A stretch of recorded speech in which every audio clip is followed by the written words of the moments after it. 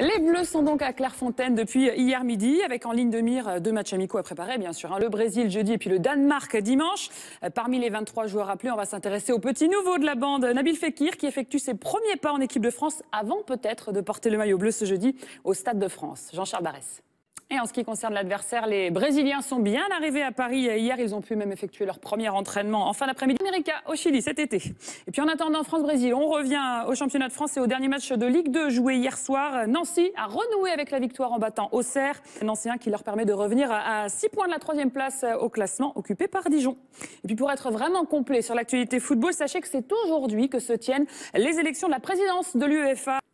Soirée basket ce mardi sur l'équipe 21 avec l'Eurocoupe et le dernier club français en lice, c'est Paris-Levallois qui va disputer tout à l'heure son quart de finale. Un match à suivre donc à 18 h en direct sur notre antenne. Et pour rejoindre le club turc, eh bien, les Parisiens ont dû se résoudre à un long voyage de 10 heures entre avion et bus. Partie de Gravelines dans des conditions pas franchement optimales, mais pas de quoi faire flancher la motivation des Parisiens. C'est un reportage de Guillaume Herbert et Pierre Amiche. Allez, on espère que ça va bien se passer pour les Parisiens ce soir. Retour en France à présent pour un match de championnat. Une belle opération réalisée par Villeurbanne. L'Asvel a dominé Dijon. La 25e journée se conclut avec un gros match entre Limoges et Strasbourg, le leader. Et puis en NBA, plus que 3 semaines avant la fin de la saison régulière et la course au play-off bat son plein. Cette nuit, c'est Boston qui a réalisé la bonne opération à l'Est en allant s'imposer chez un concurrent direct, Brooklyn.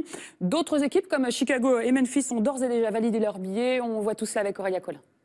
On est à 500 jours du coup d'envoi des Jeux Olympiques de Rio. Alors si la mascotte Vinicius s'est offert une petite balade sur le téléphérique